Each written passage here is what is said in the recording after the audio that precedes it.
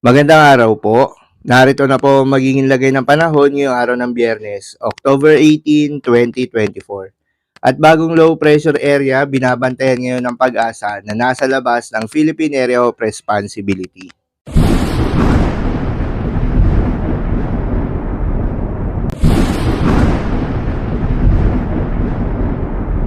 Sa kasalukuyan na tayo sa pag-asa, patuloy na nakakaapekto itong Intertropical Convergence Zone o ITZZ sa buong bahagi ng Mindanao. Kaya naman asahan yung maulap na kalangitan na may kalat-kalat na mga pagulan at thunderstorms. Easterlies naman o yung mainit na hangin galing sa karagatang Pasipiko ang patuloy pa rin nakakaapekto sa silangang bahagi ng Luzon. Dahil dito asahan naman yung bahagyang maulap hanggang sa maulap na kalangitan na may kalat-kalat na mga pagulan at thunderstorms.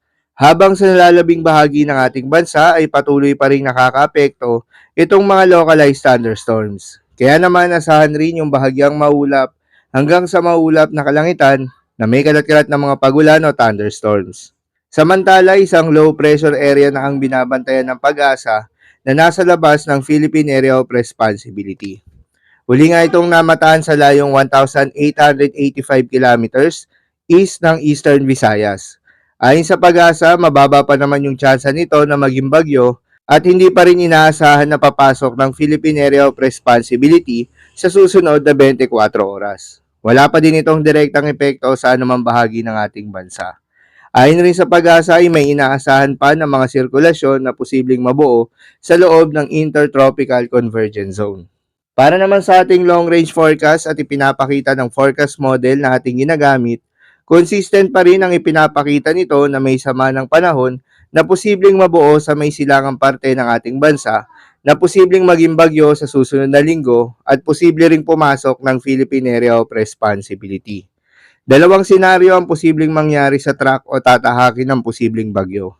Una ay papasok ng Philippine Area of Responsibility at patuloy na kikilos pakanluran hanggang sa maglandfall sa Northern o Central Luzon area next week. Ikalawa ay papasok rin ito ng Philippine Area of Responsibility at lalakas bilang mapaminsalang bagyo bago mag-recurve o lumiko palayo ng bansa.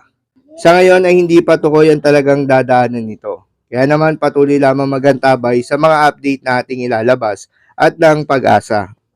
Dahil nga sa epekto nitong Intertropical Convergence Zone, asahan ngayong araw ng Biyernes sa Zamboanga Peninsula, Soc-Sargen, Barm, Davao Oriental, Davao Occidental at Davao del Sur ang maulap na kalangitan na may kalat-kalat na mga pagulan at thunderstorms.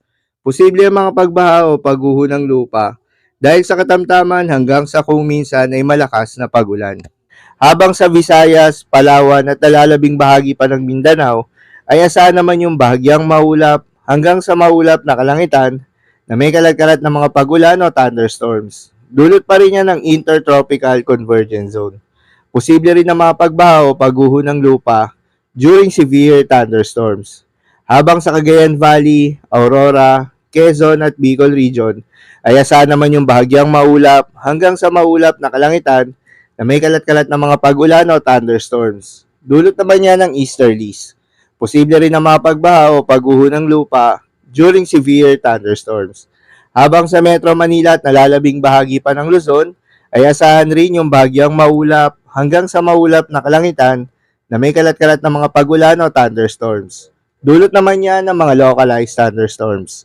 Posible rin na mga pagbaha o pagguho ng lupa during severe thunderstorms.